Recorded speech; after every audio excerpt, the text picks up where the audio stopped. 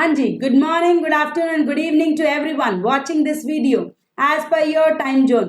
तो भाई 9th class हमने हमारी थ्योरी अच्छे से करी, उसके बाद हमने एमसीक्यू एंड असर्शन रीजन की मोस्ट इंपॉर्टेंट क्वेश्चंस की जो सीरीज स्टार्ट करी है।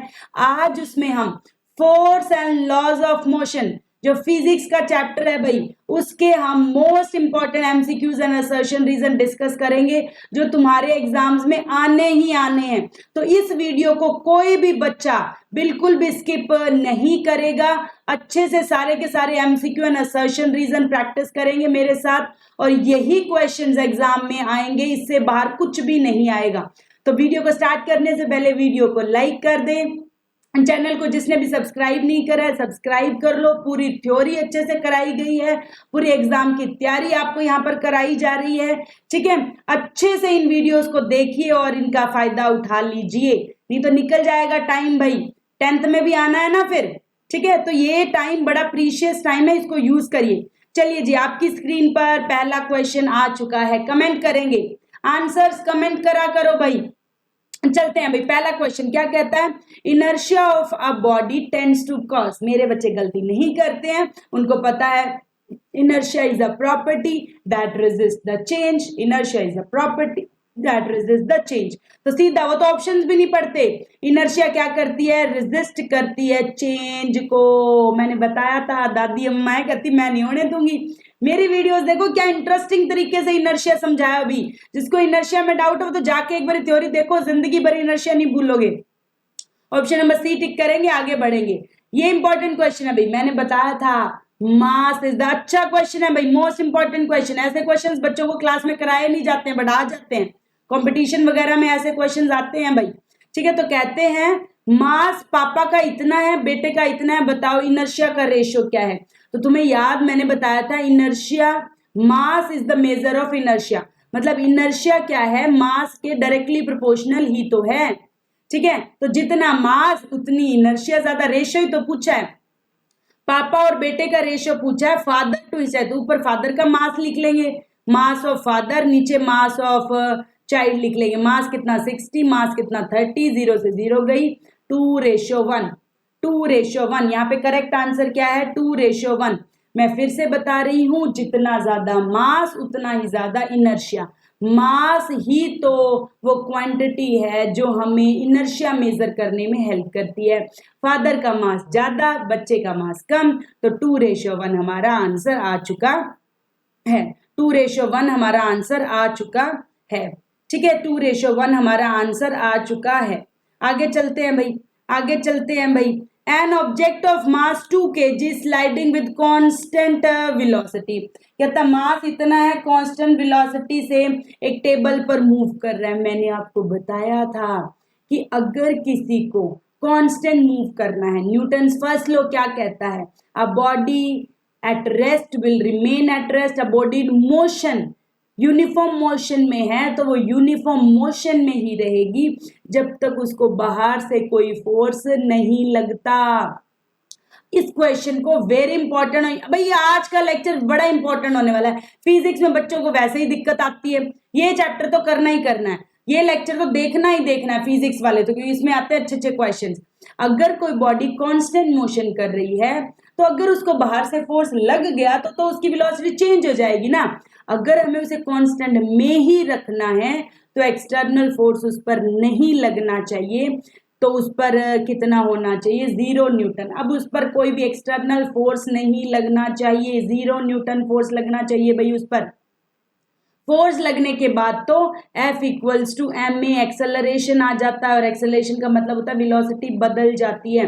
तो बैलेंस्ड फोर्स में ही उसको चलाना है, जैसा पहले चल रहा था वैसे ही चलाना है, और रिक्वायर्ड फोर्स नहीं चाहिए बाहर से। कहता है टैंकर 2, ये इंपॉर्टेंट क्वेश्चन है अभी, वैसे नंबरिंग दी हुई है पर नंबरिंग की कोई लोड है नहीं। फॉर एग्जाम्पल ये पानी ऐसे था, पहले इतना पानी था, अब वो पूछ रहा है जब मैं ब्रेक लगाऊंगा पानी कहाँ जाएगा। हमसे ही सोच लो, हम हैं टैंकर के अंदर बैठे हैं, हम ब्रेक लगते ही हम कहाँ जाते हैं, ब्रेक लगते ही हम कहाँ जाते हैं भाई, फॉरवर्ड जाते हैं भाई, मूव फॉरवर्ड, तो पानी भी तो मूव फॉरवर्ड ही जाएगा। ये कंफ्यूज करने के लिए ऐसे क्वेश्चंस बनाते हैं भाई। आंसर सेम है, व्हेनेवर वी अप्लाई ब्रेक हम आगे जाते हैं due to inertia of motion. Inertia क्या होता है, इनर्शिया ऑफ मोशन क्या होता है, इनर्शिया ऑफ डायरेक्शन क्या होता है, इनर्शिया ऑफ रेस्ट क्या होता है, और इसके ढेर सारे एग्जाम्पल, डस्टिंग ऑफ कोई कारपेट हो गया, फॉलिंग फॉरवर्ड हो गया, बैकवर्ड हो गया, साइडवेज हो गया, पत्तों का झड़ना हो गया। ठीक है, ये सारे क्वेश्चंस हमने क्या कहे हैं अपने हमारे थ्योरी लेक्चर्स में कर रखे हैं, जाकर प्लेलिस्ट देख लीजिए। ऐसा यूनिट ऑफ मोमेंटम कहा था आपको, मोमेंटम की ऐसा यूनिट पूछी जाती है। मोमेंटम क्या होता है, मोमेंटम क्या होता है, मास इनटू वेलोसिटी, मास की यूनिट केजी मल्टीप्लाई वेलोसिटी की यूनिट मीटर पर सेकंड। ढूंढो कहां पर है, केजी डॉट मीटर पर सेकंड। मेरे बच्चों को तो पहले ही थ्योरी में मैंने बता दिए कि ये क्वेश्चन आएंगे।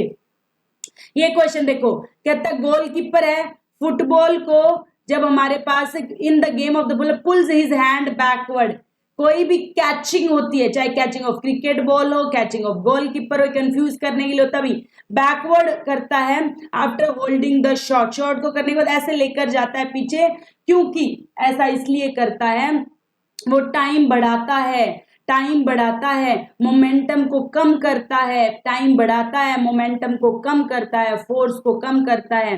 तो decrease in momentum, rate of change of momentum, क्योंकि हमने सेकंड लॉ पढ़ा था, मेरे बच्चों को सेकंड लॉ आता है, force is directly proportional to change in momentum by में टाइम। अगर ये कम हो गया तो धक्का भी कम लगेगा और हमारे हाथों में चोट नहीं लगेगी।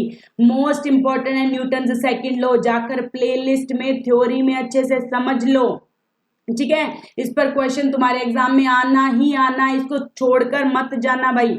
ये क्वेश्चन आना है पेपर में, यहाँ पे कुछ भी दे देंगे, गोलकीपर दे देंगे, हाई जंपर दे देंगे, सबका आंसर एक ही है कि हम रेट चेंज मोमेंटम की चेंज को कम करते हैं ताकि फोर्स कम लगे। उसके बाद हमारे पास क्या गया, मास 5 kg है, वेलोसिटी इतने से इतने बदल रही है, अभी अभी करा के आए हैं। फोर्स क्या होता है, चेंज इन मोमेंटम। मास कितना है, M V minus U by में टी, वैल्यू रखते हैं। एम कितना है 5, वी कितना है, चेंज यू से वी गया तो वी ये है 12 माइनस 8 और बाय में 4 सेकंड। यहाँ पर क्या गया, 12 माइनस 8 क्या होता है 4, तो 4 से 4 कट गया, आंसर कितना आ गया 5 न्यूटन। आंसर कितना आ गया 5 न्यूटन। आंसर कितना आ गया 5 न्यूटन। ऐसे छोटे छोटे न्यूमेरिकल्स भी मेरे बच्चे कर लेते हैं। फोर्स क्या होता है, चेंज इन मोमेंटम बाय में time.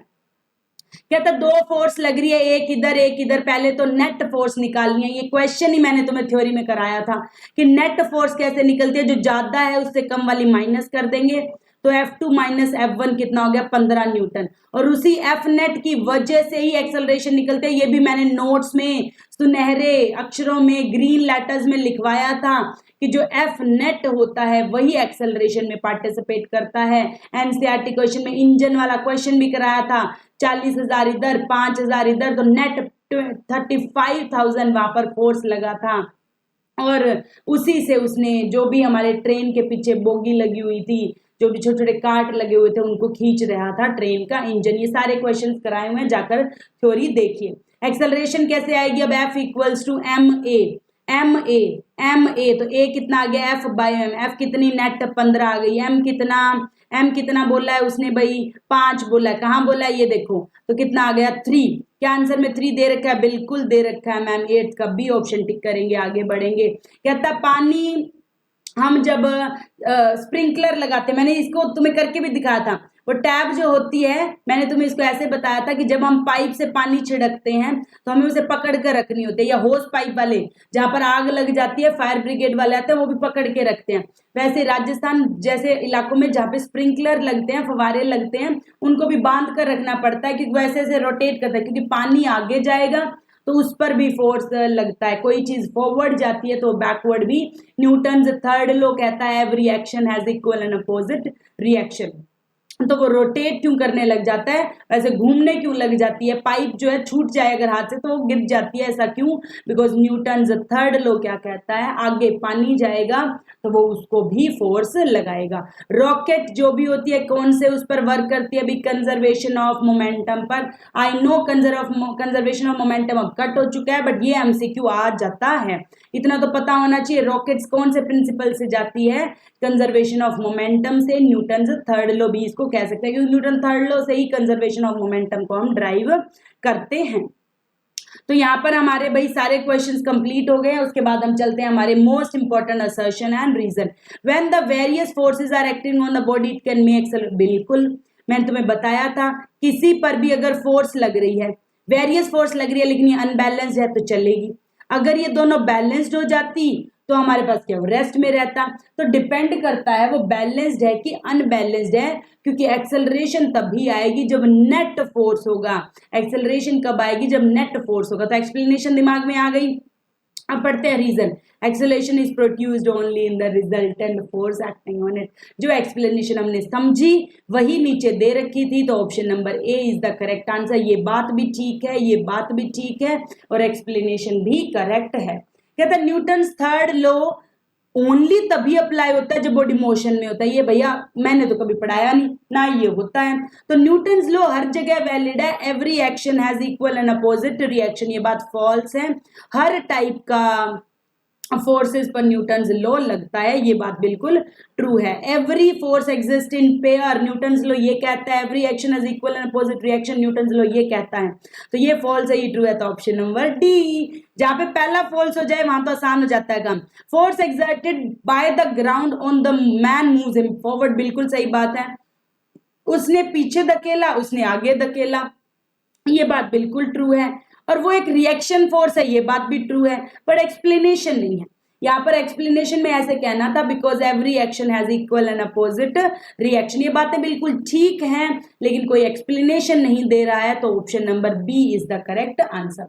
Fielder lowers his hand, अभी बताया था कैच जब भी हम करते हैं ऐसे लोअर करते हैं हैंड्स को ताकि चोट कम लगे, तो ये बात ट्रू है और एक्सप्लेनेशन हमने सोच ली अभी अभी। कहता है lowering the hand while catching the ball increases the time, बताया था।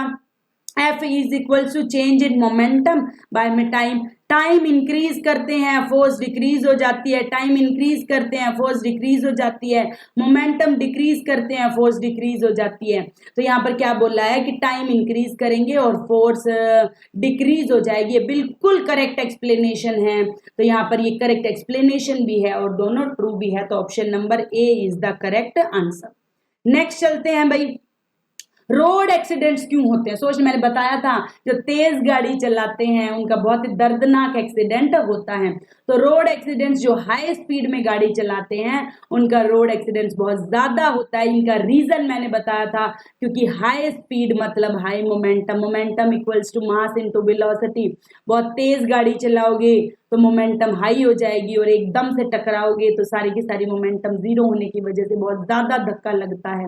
मास अगर बड़ा ट्रक हुआ तो भी उसकी मोमेंटम ज्यादा है। ये क्वेश्चन सारे बताए हुए हैं, जो एक्सप्लेनेशन बोली है वही एक्सप्लेनेशन यहाँ दी है कि मोमेंटम हाई स्पीड में ज्यादा हो जाती है। तो ये भी ट्रू, ये भी ट्रू, करेक्ट एक्सप्लेनेशन भी है।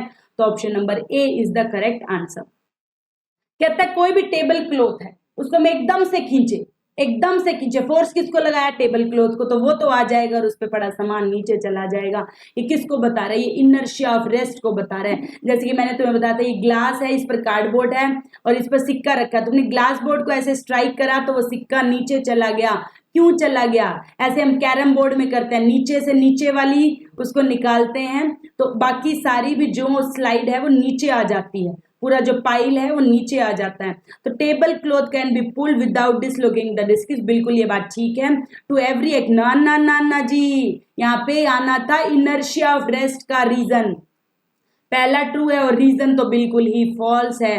तो option number C is the correct answer. तो option number C is the correct. अच्छा, सॉरी, रीजन फॉल्स है। एक मिनट भाई, एक मिनट, लेकिन ये बात तो ठीक है।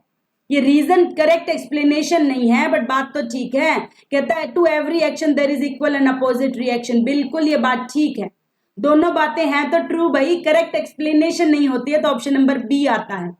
ठीक है, ऑप्शन नंबर बी आता है। तो ढंग से पढ़ना है, दोनों असर्शन भी ट्रू है, रीजन भी ट्रू है, लेकिन रीजन जो है करेक्ट एक्सप्लेनेशन नहीं है क्योंकि रीजन में इनर्शिया वाली बातें कहनी चाहिए थी। फिर कहता है astronauts throw something in the space, बिल्कुल, क्योंकि स्पेस में कोई भी फ्रिक्शन नहीं है। स्पेस में हमारे पास कोई भी ऐसा नहीं है, फोर्स नहीं है जो चेंज कर दे डायरेक्शन को। तो हमने बताया था जब तक एक्सटर्नल फोर्स नहीं लगता वो उसी स्पीड से मूव करता रहता है। तो ये बात बिल्कुल ट्रू है। रीजन में क्या कहता है, acceleration of a body produced by net force is directly proportional to the magnitude and inversely proportional to the mass। ये बात भी ट्रू है, लेकिन कोई एक्सप्लेनेशन नहीं है। मैम एक्सप्लेनेशन में क्या आना चाहिए था, एक्सप्लेनेशन में ऐसे आना चाहिए था मेरे बच्चा कि जो हमारे पास स्पेस है उसमें कोई फोर्स ही नहीं है, कोई फ्रिक्शन नहीं है, कोई एयर रेजिस्टेंस नहीं है, उसको रोकने वाला कोई नहीं है, तो वो अपने बैलेंस्ड फोर्स की वजह से चलता ही चला जा रहा है। तो करेक्ट एक्सप्लेनेशन ना होने की वजह से ऑप्शन नंबर बी हो जाएगा। A movement, a bodies movement, देखो हमने कोई बॉडी ऊपर जाती है, एक मोमेंट के लिए रुकती है, फिर नीचे आती है, तो वो कहते हैं क्षण भर के लिए कोई बॉडी रेस्ट में आती है जब वो अपनी डायरेक्शन बदलती है। ये बात बिल्कुल ट्रू है, थोड़ी सी रुक के अपनी डायरेक्शन बदलती है। A body cannot have acceleration if its velocity is zero। ना जी ना, आप ही के एनसीईआरटी क्वेश्चंस का क्वेश्चन नंबर 9 जिसमें 4 रीजंस पूछे हैं उसमें ये सवाल है और वो क्वेश्चन मोस्ट इंपॉर्टेंट है। ये आता है भाई, ये फॉल्स है ये बात। क्यों फॉल्स है, क्योंकि मैंने बताया था यूनिफॉर्म एक्सेलरेटेड मोशन, जो तुम्हारे चैप्टर नंबर 1 में भी अच्छे से कराया था, यूनिफॉर्म एक्सेलरेटेड मोशन। वहां पर हमारे पास वेलोसिटी कांस्टेंट होती है लेकिन एक्सेलरेशन होती है। दूसरी बात, जब हम किसी बॉल को फ्री फॉल करवाते हैं, ऊपर फेंकते हैं या फिर ऊपर से नीचे फेंकते हैं, यहाँ पर वेलोसिटी तो जीरो है लेकिन एक्सेलरेशन नीचे की तरफ लगती है। तो ऐसा हो सकता है कि वेलोसिटी जीरो हो फिर भी हमारे पास क्या हो, एक्सेलरेशन हो। ऐसा होता है भी, वेलोसिटी जीरो होने पर भी एक्सेलरेशन होती है फ्री फॉल में। यहाँ पर फ्री फॉल एग्जाम्पल है, ऐसा होता है। तो इसने कहा ऐसा नहीं होता, तो ये बात क्या हो गई, फॉल्स हो गई। पहली ट्रू दूसरी फॉल्स, तो ऑप्शन नंबर सी। स्टेटमेंट्स और रीजंस अच्छे से पढ़ने हैं भाई।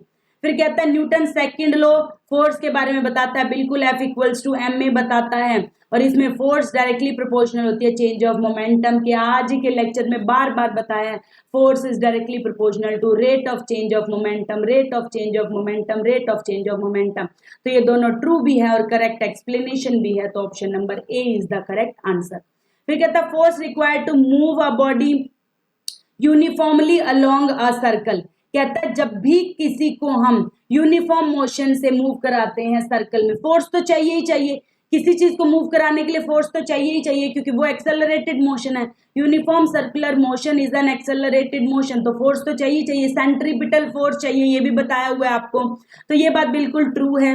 फिर कहता है when a motion is uniform in straight line, कहता है जब भी कोई मोशन स्ट्रेट लाइन में चलता है तो एक्सेलरेशन जीरो होती है। बिल्कुल, अगर वो यूनिफॉर्मली स्ट्रेट लाइन में मूव कर रहा है तो वेलोसिटी चेंज नहीं हो रही, और ये बात भी ट्रू है, लेकिन कोई करेक्ट एक्सप्लेनेशन नहीं है। यहाँ पर ऊपर वाले के एक्सप्लेनेशन में सेंट्रीपिटल फोर्स की, एक्सेलरेटेड मोशन की बात करनी चाहिए थी। तो यहाँ पर दोनों ट्रू तो हैं लेकिन आपस में कोई जोड़ नहीं है, एक्सप्लेनेशन नहीं है, तो ऑप्शन नंबर बी यहाँ पर क्या हो जाएगा, करेक्ट हो जाएगा।